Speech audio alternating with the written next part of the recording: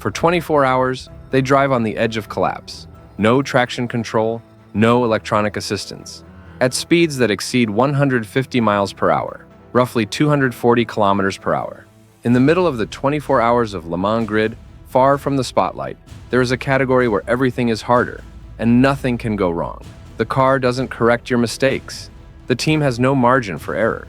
Drivers must survive an entire night while being hunted by faster machines and overtaking slower ones, in a form of driving measured between courage and exhaustion.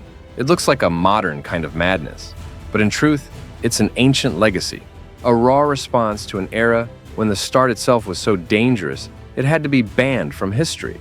The brutality changed its form, but it never disappeared. In LMP2, drivers don't race for glamour.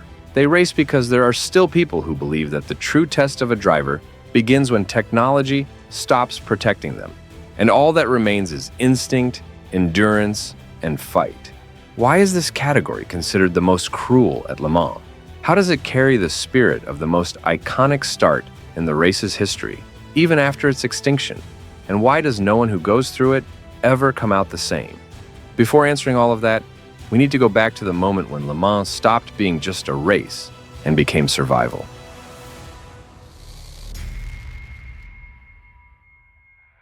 The 24 Hours of Le Mans was born in 1923 with a clear objective: to be the ultimate test for cars and drivers.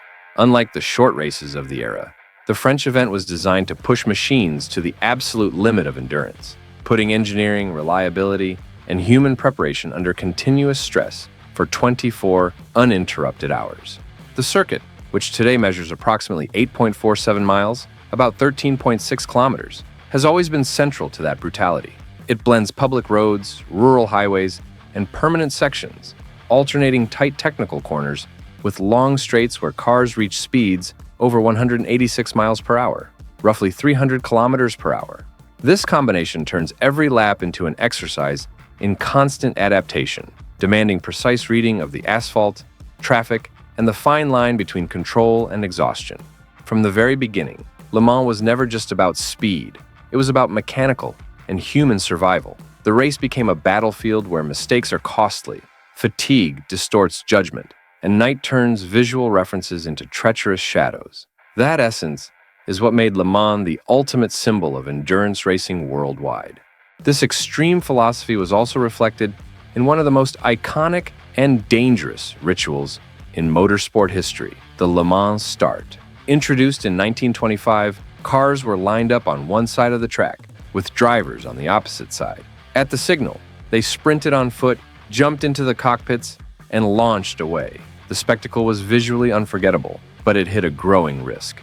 To gain time, many drivers skipped properly fastening seatbelts or started with doors poorly closed. Serious accidents soon became directly associated with this starting model, raising questions about the cost of tradition versus safety.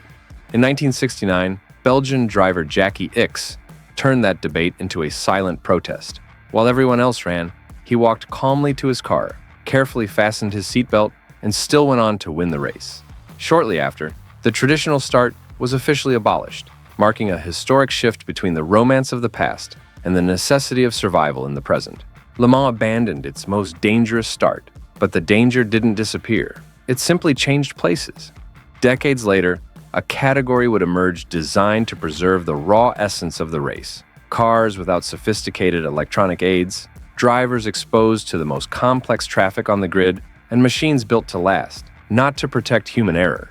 That was the birth of LMP2, a class many inside the paddock would come to call the most brutal category of the 24 Hours of Le Mans. But what in the end makes LMP2 the most raw, most cruel, and most exposed class on the grid?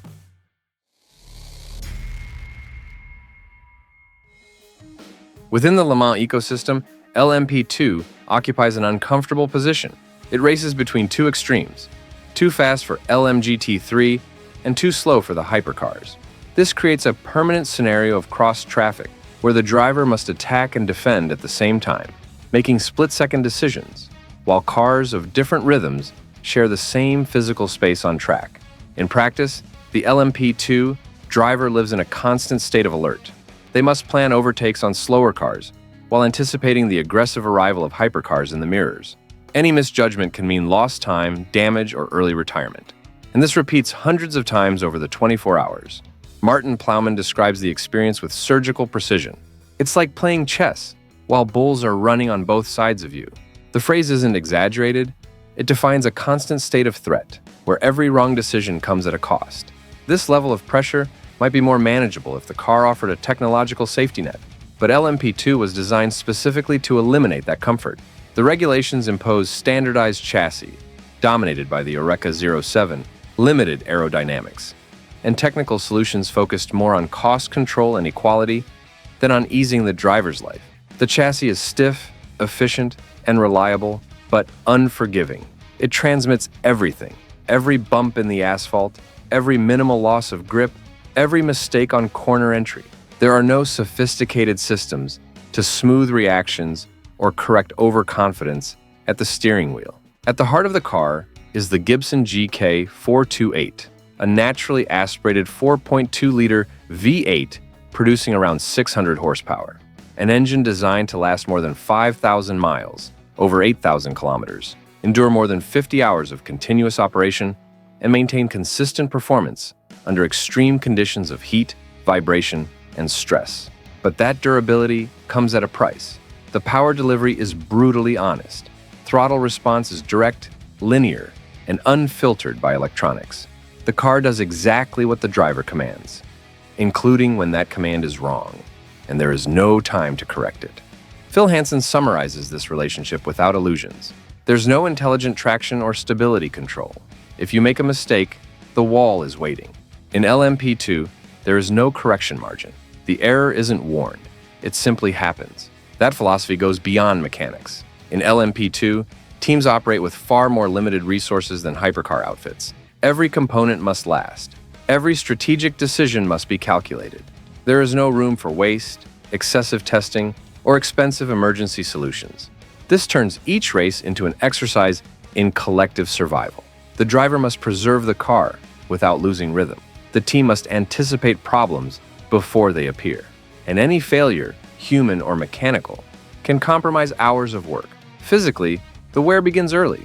Stints, continuous driving periods, range between 2 and 4 hours, with short, fragmented rest intervals that are often insufficient. The body never fully recovers. It merely tolerates the next effort. Inside the cockpit, heat builds up. Hydration becomes critical. Constant tension prevents any real relaxation. Pain in the arms, neck, and legs appears quickly, accompanied by cramps and progressive muscular fatigue. Mentally, the challenge is even greater.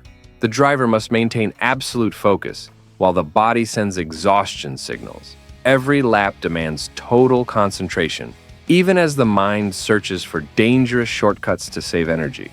And then, night arrives. At Le Mans, night is more than the absence of light. It's a complete environmental shift. Visual references disappear, braking points become memory-based. Speed perception distorts. The circuit feels narrower. Mistakes feel closer. In LMP2, the danger multiplies. Hypercars suddenly appear in the mirrors, often lighting up the cockpit for a second before vanishing into darkness. At the same time, LMGT3, cars demand millimetric overtakes in sections where visibility is minimal. Mental fatigue peaks precisely when the race demands more precision. Micro blackouts, judgment lapses, and delayed reactions become real threats, not due to lack of talent, but due to accumulated human wear. This is the moment when LMP2 reveals its darkest face. The car remains stable. The engine remains strong. The team keeps executing, but the driver is fighting against their own biological limits. Post-race accounts describe the night as the true watershed of the event. Surviving the night means keeping the car intact, the pace competitive, and the mind functional, while everything conspires against you. When dawn breaks, the cars still running carry invisible scars of battle, and the drivers know anyone who crossed the night at Le Mans, especially in LMP2, has already won something that doesn't appear in the statistics. Because in this category, endurance isn't a detail of the race. It is the race.